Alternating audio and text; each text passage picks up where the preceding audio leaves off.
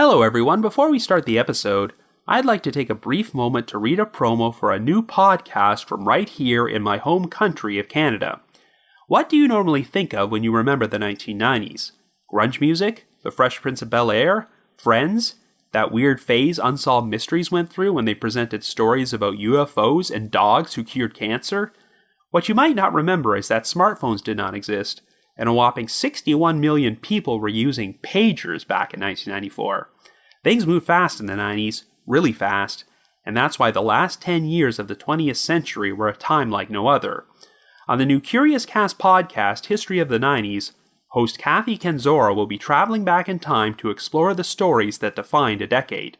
From Columbine to Ruth Bader Ginsburg to 90210, Air Jordan, and the Spice Girls, if it happened in the 90s, you'll hear about it on this podcast. Starting on July 17th, a new episode of History of the 90s drops every other Wednesday. So be sure to subscribe to History of the 90s and listen for free on Apple Podcasts, Spotify, or wherever you listen to podcasts. Thank you, and enjoy the show. July 10th, 1958. Monterey County, California. 26-year-old First Lieutenant Paul Whipkey leaves Fort Ord, the army base where he is stationed, but fails to return, and is declared a deserter 30 days later. 5 weeks after he went missing, Whipkey's abandoned car is discovered nearly 500 miles away in a remote section of Death Valley. Since Whipkey's body cannot be found, the Army believes he suffered a mental breakdown and wandered into the desert and died. However, Whipkey's family discovers troubling discrepancies to make them believe the Army staged his disappearance, possibly because he was recruited for a secret mission. In 1982, the Army officially changes Whipkey's status from deserter to died in the line of duty, but he is never found, and the full truth about what actually happened to him remains unknown. After that, the trail went cold.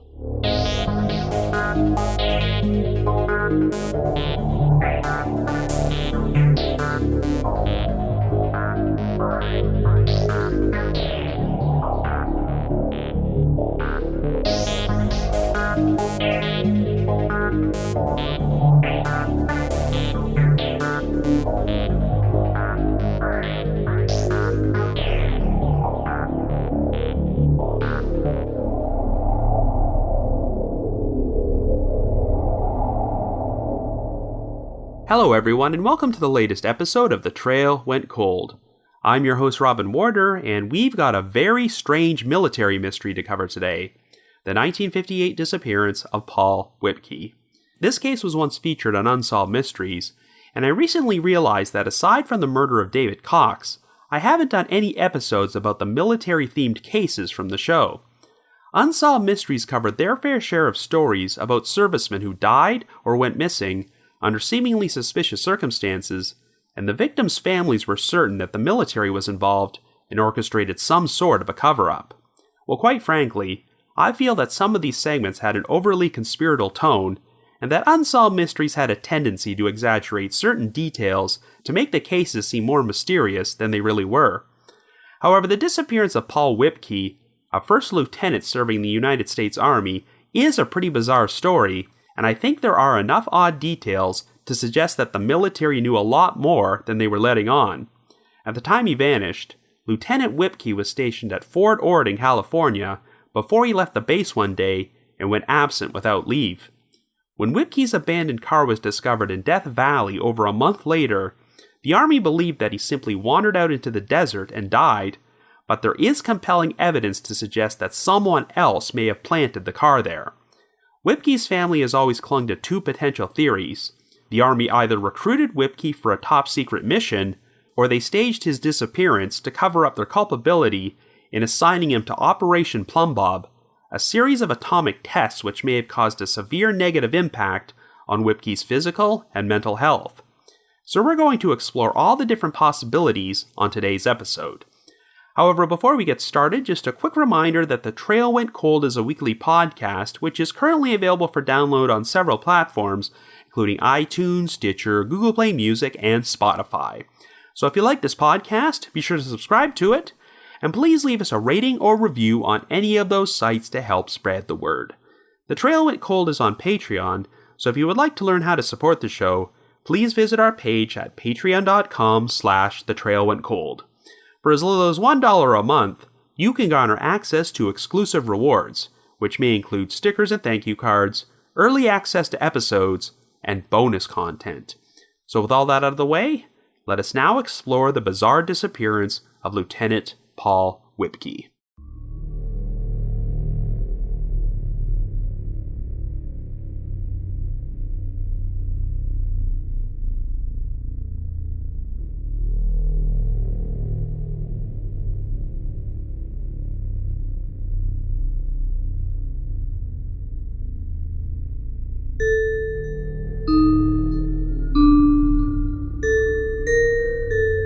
Our story begins in California in 1958. Our central figure is 26-year-old Paul Whipkey, who originally hails from Murraysville, Pennsylvania. Whipkey went on to earn a civil engineering degree at Pennsylvania State University and was an honors graduate in the Reserve Officers Training Corps, where he received his Army commission as an officer. After completing basic training in 1954, Whipkey began aviation school and eventually earned his Army pilot's wings. In July of 1956, he would be posted at Fort Ord, located in California's Monterey County, and achieved the rank of First Lieutenant. After nearly 2 years, he was assigned the duties of company commander. On the afternoon of July 10th, Whipkey left Fort Ord in his 1956 red and white Chevrolet. He told his friends that he was planning to go get a drink in the town of Monterey, which was located less than a mile away from the base. However, Whipkey never returned to Fort Ord, and when he failed to surface by morning, he was declared absent without leave, aka AWOL. After 30 days passed, Whipkey had still not turned up, so the Army officially declared him a deserter. But the case would take a bizarre turn only 1 week later. On August the 17th, over a month after he originally went missing, Whipkey's abandoned Chevrolet was discovered by a fish and game warden in a remote section of Death Valley. The desolate location was nearly 500 miles east from Fort Ord, 42 miles from the nearest town, and 15 miles from the main road. The keys were still in the ignition, and among the items found in the vehicle was a suitcase containing some of Whipkey's personal belongings and his military dog tags. While there were no obvious signs of struggle or foul play, Whipkey himself was nowhere to be found. Investigators attempted to track Whipkey's movements after he left Fort Ord on July 10th. It turned out that later that same day, Whipkey had driven over 300 miles to Mojave, as his signature was on the guest registry of a local establishment called White's Motel. A receipt was also found in Whipkey's car, which showed that he purchased 14 gallons of gasoline in Mojave on July the 11th. The spot where the Chevrolet was abandoned was approximately 145 miles from this location. The Army concluded that Whipkey likely suffered some sort of mental breakdown, possibly due to the added stress of becoming a company commander, and this prompted him to drive nearly 500 miles to an isolated area in Death Valley. He subsequently wandered out into the desert and succumbed to the extreme heat, which could reach temperatures of up to 120 degrees Fahrenheit in July. The Army believed that the shifting sands of the desert would make it nearly impossible to recover Whipkey's body, but oddly, they never even made an attempt to search for his body until 9 months after his car was found. This was just one of the many reasons that Whipkey's family became suspicious about the official cover story. Paul's older brother, Carl Whipkey, a veteran who had served in the Army during World War II, uncovered a number of troubling discrepancies. Carl immediately became suspicious when he attempted to call his brother at Fort Ord on July 12th, 2 days after he originally went missing. Carl learned that a pair of soldiers had collected all of Paul's personal belongings from his barracks the previous day, right after he was declared AWOL. Even though Paul would not officially be declared a deserter for 30 more days, his belongings were subsequently packed into 11 wooden crates and sent to his family. According to Carl, this was against Army regulations, as a soldier's next of kin or legal representative are supposed to be notified before their belongings are packed up. When Paul's car was discovered 1 month later, Carl only learned about it by accident. He had made an unofficial call to an enlisted man at Fort Ord, who subsequently phoned him back a half hour later. The soldier told Carl that Paul's vehicle had been discovered in Death Valley, but asked Carl not to tell anyone where he heard this because it was classified information. There were more odd details about the circumstances of how Paul's car was found. 4 weeks after he originally went missing, a rancher reported seeing a red and white Chevrolet driving through Death Valley about 12 miles away from the spot it was eventually discovered. However, he claimed that the driver was dressed in a military uniform, even though Paul had been dressed in civilian clothing when he left Fort Ord. In addition, a pile of cigarette butts were found outside the car in the desert, even though Paul did not smoke. Prior to his disappearance, Paul had stopped communicating with his family, and Carl would discover a potential reason for this by pure chance. When Carl received Paul's personal belongings from Fort Ord, they mistakenly included a list of Paul's assignments, which revealed that he had been signed to temporary duty at Camp Desert Rock in Nevada from July until October of 1957. This was a camp which held servicemen who participated in nuclear weapons testing, and this particular series of tests was known as Operation Plumb Bob. During this time period, a total of 29 explosions, all of which but 2 were nuclear, wound up being set off. Paul's duties involved flying an observation plane and relaying radio messages to and from ground troops advancing on Ground Zero. His list of assignments showed that he had logged 13 hours of flying time and witnessed a total of 5 atomic tests, the largest of which was a 44-kiloton blast. Carl Whipkey would later speak to his brother's commanding officer, Lieutenant Colonel Charles Lewis, who noticed a number of troubling changes with Paul following his assignment at Camp Desert Rock, which may have stemmed from his exposure to radioactive fallout. Upon returning to Fort Ord, Paul noticed that some unusual blotches started appearing on his skin, as well as black moles on his body and warts on his hands. He started suffering from constant colds and was losing weight, and things reached the point where Paul needed to have all of his teeth removed before he was fitted with dentures. Lieutenant Colonel Lewis also said that Whipkey's personality changed as he became more nervous and withdrawn and had trouble delegating authority in his new role as company commander. Lewis was also troubled by the circumstances of Whipkey's disappearance, but claimed that whenever he attempted to make further inquiries, he was always advised to drop the matter because the case was closed. Lewis had been stationed with Whipkey at Camp Desert Rock in 1957 and recalled an incident where 2 men dressed in civilian clothing spoke to Whipkey and another officer on the airfield. For security reasons, Lewis decided to approach the 2 men and asked to see their identification, and they produced ID cards which showed they were Army intelligence agents. Lewis said that over the course of the next few weeks, he would frequently see these 2 men return to the airfield. They conversed with Whipkey 2 or 3 times per week, and Whipkey always appeared to be nervous and uptight afterward. Whenever Lewis asked Whipkey if there was anything wrong, Whipkey always assured him that everything was fine, but never discussed his conversations with the 2 men. Lewis would later express his belief that these men may have been affiliated with the CIA.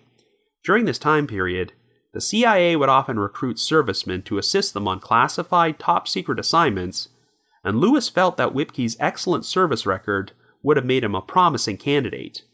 Lewis's story prompted Carl Whipkey to remember a conversation he had with his brother in January of 1958, where Paul told Carl that he was going on an assignment in which he would, quote-unquote, make a name for himself. But before Paul could share any more details, he told Carl there were some officers near his desk, so he couldn't say anything else, and this was the only time Carl ever heard about this subject before Paul disappeared. This caused Carl to theorize that his brother might have been recruited into some sort of joint Army-CIA program. If so, it provided a possible explanation for Paul's decision to stop at White's Motel in Mojave. Edwards Air Force Base was located nearby, so perhaps Paul met up with his CIA contacts there, who subsequently flew him out of the country on some sort of secret mission. They also held on to Paul's Chevrolet while he was gone, until, for unknown reasons, they decided to abandon the car in Death Valley and fabricate a cover story about Paul wandering out into the desert. It also turned out there was a bizarre side story involving a 25-year-old first lieutenant from Fort Ord named Charles Guess. Like Whipkey, Guess was also a pilot and one of Whipkey's closest friends.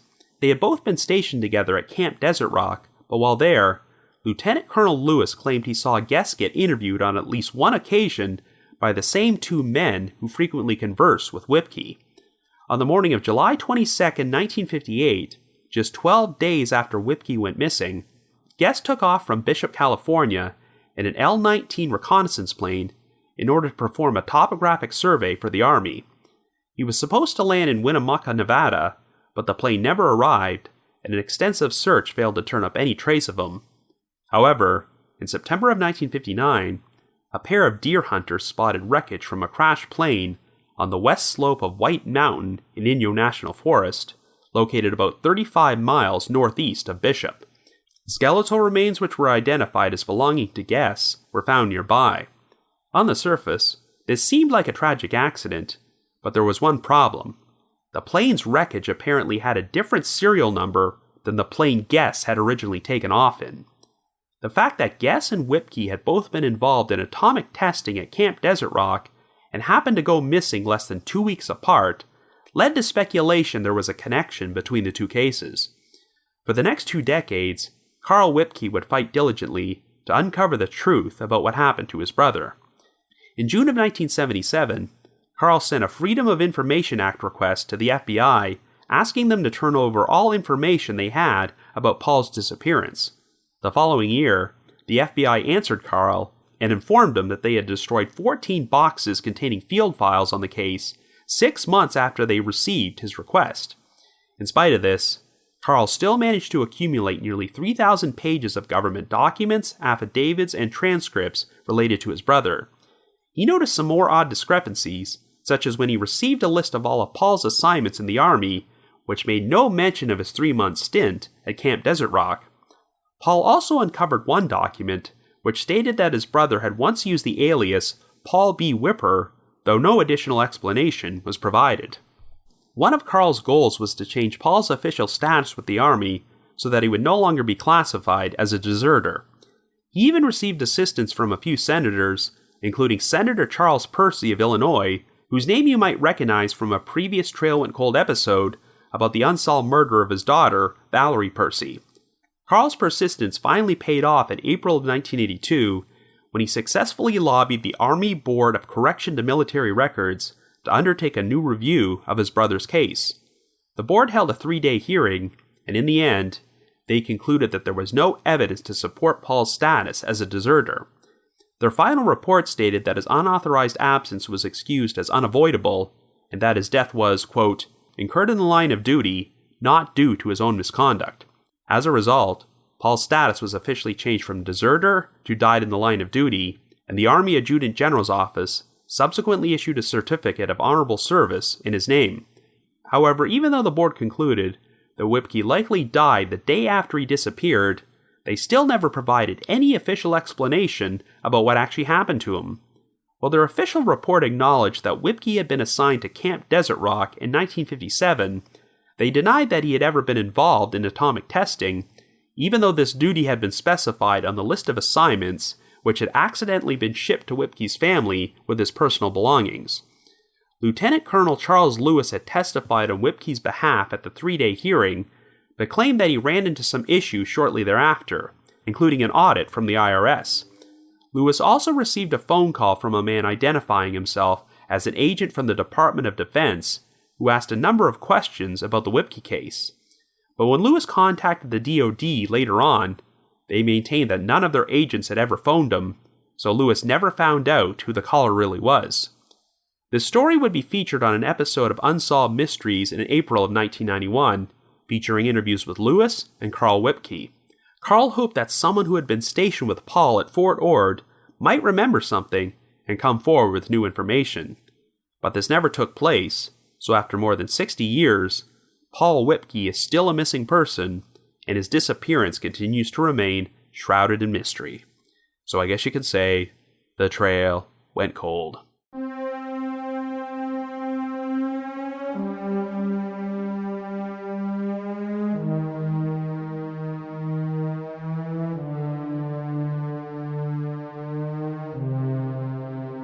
So like I mentioned in the intro, Unsolved Mysteries featured their fair share of segments about mysteries which took place in the military. They often had a major conspiracy theory vibe to them, and I believe that almost none of the featured cases wound up being solved. I'm not saying that the military doesn't cover stuff up, but I do believe in many of these cases, the allegations put forward by the victims' loved ones were overblown, and the real explanation for what happened to them was probably far less clandestine than they made it out to be. I think the closest comparison you could make to the Paul Whipkey case was the Unsolved Mysteries segment about the disappearance of Army Private Justin Bergwinkle because he also happened to be stationed at Fort Ord. There's no way there's any connection between the two cases, since they took place 35 years apart, but there are some interesting parallels. Bergwinkle was transferred to Fort Lewis in Washington state, but wound up going AWOL and vanishing without a trace in June of 1993. Much like the Whipkey case, Bergwinkle's abandoned car would be found, this time at a motel near Fort Ord, and in both cases, his keys and many of his personal possessions, including his military dog tags, were found inside. Bergwinkle's girlfriend would later recount an incident where he told her that dog tags were used to identify dead soldiers, so if she ever found his dog tags lying around somewhere, that meant he was dead. In the months prior to his disappearance, Bergwinkle had been exhibiting strange behavior and implying to his friends and family that he was recruited for some sort of secret mission. So when Bergwinkle went missing, this prompted his loved ones to push forward the theory that he was killed on this alleged secret mission, and the military covered up his death and abandoned his car. While I won't delve too deeply into the Bergwinkle case here, since I might cover it on a future episode, but the alternate explanation is that he was suffering from delusions of grandeur, so all of Bergwinkle's talk about a quote-unquote secret mission was nothing more than a fantasy, and his disappearance was actually the result of a mental breakdown. Now, I'm sure you can see the numerous similarities with what happened to Paul Whipkey. Months before he went missing, Whipkey told his brother that he was going on an assignment where he would, quote-unquote, make a name for himself, and he was frequently seen having conversations with two men who may have been working for the CIA. So Whipkey's loved ones theorized that he was recruited for some sort of top-secret mission and might have been killed in the line of duty, prompting the military to abandon his car in the desert and fabricate a cover story that he simply wandered off and died after some sort of mental breakdown.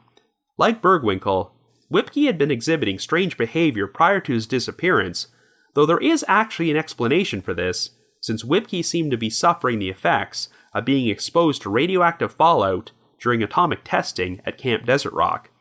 But this begs the question, if Whipkey was deteriorating both physically and mentally, why would the CIA have considered him to be an ideal candidate for an important mission? This suggests a potential alternate explanation where Whipkey's disappearance was orchestrated to cover up what happened to him during his work on Operation Plum Bob. While there's no hard evidence that the military ever did anything shady in the Bergwinkle disappearance, I do think there are enough suspicious details in Whipkey's disappearance to suggest that something was covered up. In Bergwinkle's case, we really only have his word that he was recruited for a mission, but here, we have multiple witnesses, including Whipkey's commanding officer, Lieutenant Colonel Charles Lewis, who saw Whipkey chatting with two men in civilian clothing on several occasions. Whipkey apparently seemed nervous after he spoke to them, and never disclosed the nature of their conversations, and it sounds like their presence at Camp Desert Rock was a bit out of the ordinary. Lewis would also claim that whenever he tried to make inquiries into Whipkey's disappearance, he was told to let it go because the case was closed. One of the reasons it's difficult to swallow the idea that Bergwinkle was recruited for a secret mission is because, well, he just didn't seem like a particularly remarkable candidate for something like that. At the time he went missing, Bergwinkle had been serving in the Army for 3 years at the rank of private and had just been assigned to kitchen duty.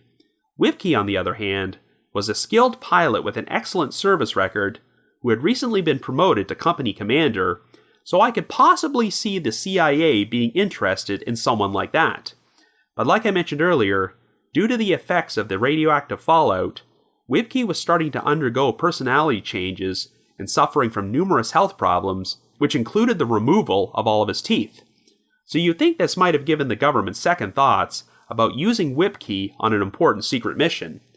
That's why it's possible that Whipkey's conversations with the two men may have actually been related to his involvement with atomic testing. They might have been monitoring Whipkey to see how his exposure to radiation was affecting him. But before we delve any further into this, let's explore the circumstances of how he went missing. We know that Whipkey was last seen leaving Fort Ord on July the 10th and told his friends that he was planning to drive to Monterey to get a drink. But for whatever reason, he drove over 300 miles to Mojave, and this part can be verified since his name was found in the guest registry of a local motel, and there was a receipt which showed that he filled up his car with gas the following morning. When Whipkey failed to report back to Fort Ord, he was declared AWOL that same day. Now here's the main reason I believe that the Army was covering something up in this case. On the surface, the cover story they pushed forward does not seem that implausible. They believe that Whipkey was feeling overburdened from the stress of being promoted to commanding officer and suffered some sort of mental breakdown, prompting him to drive to a remote spot in Death Valley, where he subsequently wandered out into the desert and perished.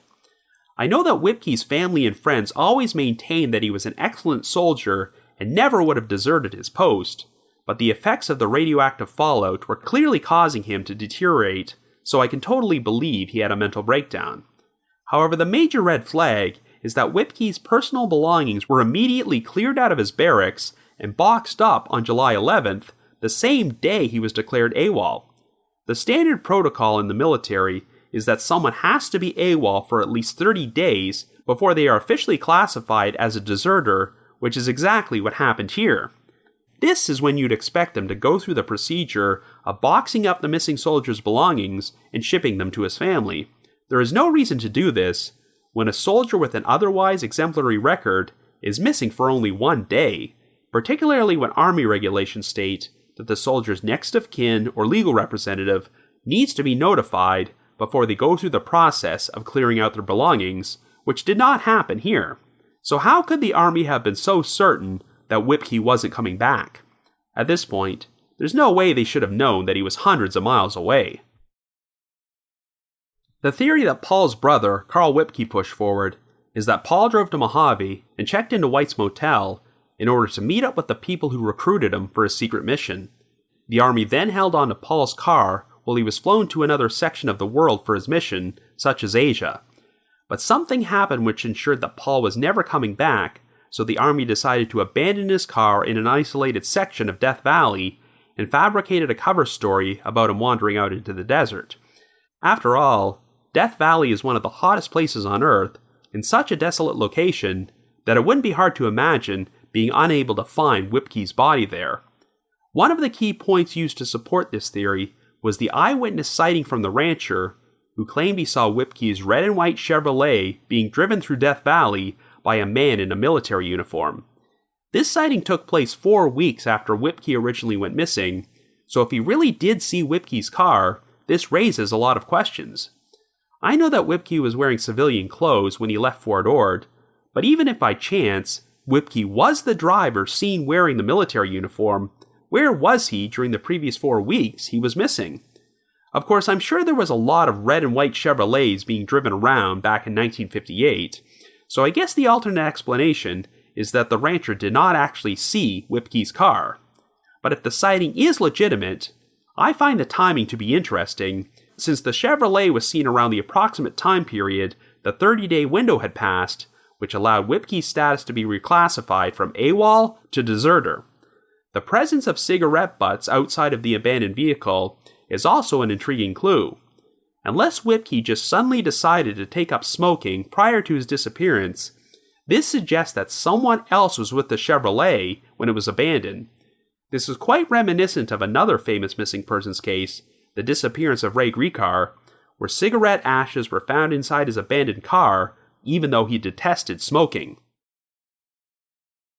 So when Paul's case was finally heard by the Army Board of Correction to Military Records nearly 24 years later, it was pretty much a good news, bad news situation for his family. The good news is that he would no longer be classified as a deserter. The bad news is that he was reclassified as having died in the line of duty, but there was no additional explanation. I can certainly understand if the Army had to keep certain details classified, but the last time Whipkey was seen alive, he was leaving Fort Ord in civilian clothes in order to supposedly get a drink. So whatever happened, it's unclear how this would qualify as died in the line of duty, especially when you consider that his body was never found and there was no concrete evidence that he was actually dead. But this ruling could be interpreted in a number of different ways. If in fact, Whipkey really did suffer some sort of mental breakdown, drove out into the desert, and wandered off, then this could have been the result of the after effects of radioactive fallout. Since Whipkey was exposed to radiation because he was assigned to be an observation pilot at Operation Plum Bomb, and this assignment involved him being placed in harm's way, then I guess this could technically be classified as died in the line of duty. Here's some additional information about Operation Plum Bob, which took place at Camp Desert Rock and is considered to be one of the most controversial nuclear test series in the history of the United States. 27 of the 29 explosions they set off during this operation produced nuclear yield, and over 16,000 servicemen were involved in the exercises, as well as 1,200 test pigs who were subject to experimentation. Of course, at the time Whipkey went missing, the details of Operation Plum Bob were classified, and Whipkey's family only found out about his involvement when an assignment sheet was mistakenly included with his personal belongings. But as the years went on, the operation became the subject of much criticism, since enormous amounts of radiation were released into the atmosphere during the testing, and it's estimated that around 3,000 servicemen were exposed to dangerously high levels. In fact, a survey was performed in 1980 which showed that there were elevated rates of leukemia among these servicemen. I mentioned earlier that one of the tests Whipkey was involved with as an observation pilot produced a 44 kiloton blast. By comparison, the bombs dropped on Hiroshima and Nagasaki were only 15 and 20 kilotons respectively. In 1990, Congress passed the Radiation Exposure Compensation Act, so a number of servicemen who suffered health consequences because of their work on Operation Plum Bob were compensated by the government.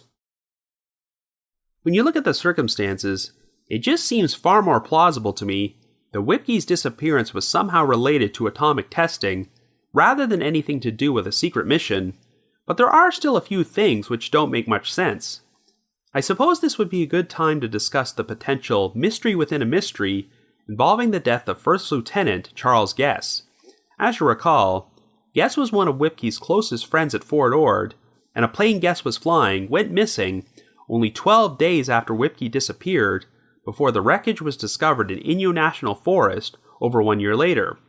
There isn't much information out there about Guess, and while we do know that he had been assigned to Camp Desert Rock alongside Whipkey, it's unclear if he was also suffering any after effects of radioactive fallout.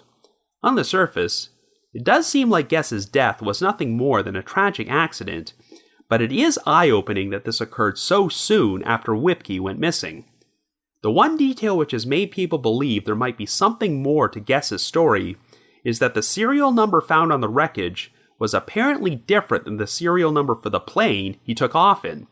That is certainly weird, but is it possible that the discrepancy in the serial numbers might simply be the result of a clerical error? I mean, it would be one thing if you think that someone sabotaged Guess's plane and caused it to crash, but how do you fabricate a crash with a completely different plane with a different serial number? If the whole thing was staged, then what happened to the original plane Guess had been flying? Well, I can believe that the Army might have fabricated Whipkey's disappearance by leaving his car in the middle of the desert. This just seems way too convoluted. So it's possible that the whole side story with Guess is nothing more than a red herring, and it's just a tragic coincidence that his death took place during the same month Whipkey disappeared.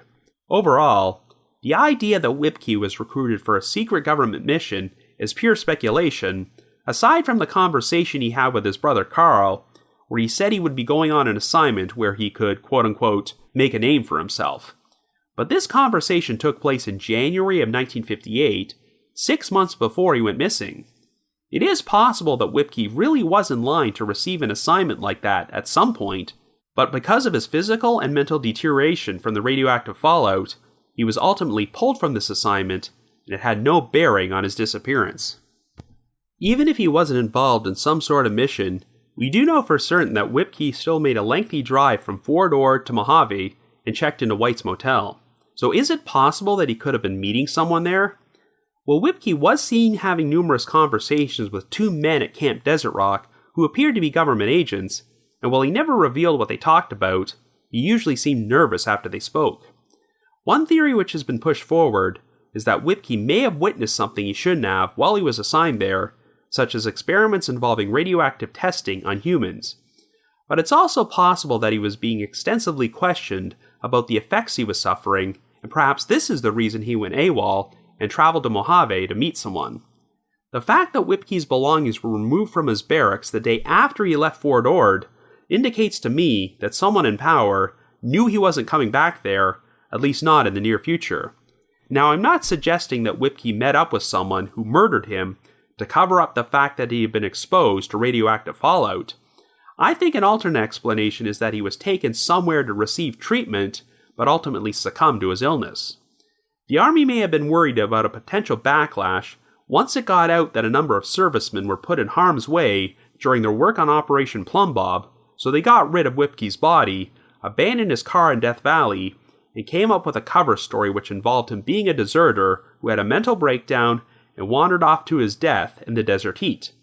Technically, the reclassification that Whipkey died in the line of duty may have been correct, but they could not reveal the exact circumstances of what happened. During his Unsolved Mysteries interview, Carl Whipkey stated that if Paul had been killed in the line of duty on some sort of secret assignment while serving his country, their family could accept that. But there's a big difference between dying for your country and dying because your country gave you an assignment where you were irresponsibly exposed to lethal levels of radiation. Now, I'm not saying that I'm entirely convinced that the Army staged Paul's disappearance to cover up his involvement in Operation Plum Bob. We now know that thousands of other servicemen were exposed to radioactive fallout during that operation, and many operations just like it during this time period. It's not like the government could cover up every single one of these incidents, so what exactly made Paul's case stand out? I really would be interested to know if many other servicemen were experiencing the same symptoms as Whipkey during that time period. Did many of them get warts and black moles and need to have all their teeth removed? Or was this just a unique case? Now, the Unsolved Mystery segment leaned more towards the angle that Whipkey went missing on a secret government mission, and while they definitely acknowledged the issues with the atomic testing, they kind of downplayed the idea that it was the reason for his disappearance. The ironic thing is that the Radiation Exposure Compensation Act was officially signed into law on October the 15th, 1990, less than 6 months before the Unsolved Mysteries episode aired. If Whipkey was still alive, he would have been eligible for at least $75,000 in compensation because of his participation in atmospheric nuclear weapons tests. It was no longer a big secret that many of the servicemen who worked on Operation Plum Bob had their health needlessly endangered, so I'd like to think that if this was the real reason between Whipkey's disappearance, the government could have had the decency to finally reveal the truth to his family. Whatever angle you lean towards, this is still a very bizarre story, and I believe it's one of the few Unsolved Mysteries military-themed stories in which they likely did take steps to cover up someone's death, though their actual motive for doing so is still unclear. After all this time, I don't think we'll ever know the full truth about what happened, but if by chance you happen to have any information about the unsolved disappearance of Lieutenant Paul Whipkey, please contact the appropriate authorities. But if you just have your own thoughts about what happened, feel free to leave me a comment or send me an email to robin.warder@icloud.com. That's robin.warder@icloud.com. Another reminder that The Trail Went Cold is on Patreon, so please visit patreon.com/thetrailwentcold to learn how you can support our podcast and become eligible for some pretty neat rewards. Over the past year, we've already produced a bunch of exclusive bonus episodes for our patrons in tiers 2 and 3, and this month, we've released a new episode about the unsolved murder of David Buller, a Canadian cold case from Toronto, which I discussed during my live show at the True Crime Podcast Festival a few weeks ago. And for our patrons in Tier 3, I've also released another new audio commentary track, which can be played over a classic episode of Unsolved Mysteries. So to learn more information, feel free to visit our Patreon page. I'd also like to take a moment to give a shout out to our most recent listeners who have signed up with us on Patreon this week, and they are Josh L. and Alex F. Thank you so much for your support. And I also want to make an announcement. This coming Saturday, August the 3rd at 8 p.m. Eastern Standard Time, I will be holding a live Watch Together event in which I will be streaming a marathon of original segments from the first season of Unsolved Mysteries. It will specifically be featuring the cold cases which have been covered on episodes of The Trail Went Cold, and you'll get to chat with myself and other listeners online while you watch these segments. It will be streamed on a web application called SciTube, and if you go to either our Facebook page or Twitter page, you will find a post pinned at the top of these pages containing a link. All you have to do is click on it in order to join us. Once again, our Unsolved Mysteries Marathon on SciTube begins this coming Saturday, August the 3rd at 8 p.m. Eastern Standard Time, and I hope to see you there. Of course, on August the 18th, just a few weeks from now, I will be participating in another true crime podcasting event at the Royal Cinema in Toronto, which will also include Christy from Canadian True Crime, Jordan from the Nighttime Podcast, Nina from Already Gone, and Aaron from Generation Y. At the event, we will be doing a presentation about the Donnellys, an infamous Canadian true crime case from the 19th century, and the show will also include panel discussions, an interactive Q&A, and a meet and greet. Tickets are $25 each, and you can find the link to our website to purchase them in our episode description. And the weekend after that, I will also be doing another live show at the Ottawa Podcast Festival, being held in my hometown of Ottawa, Ontario, on Saturday, August the 24th.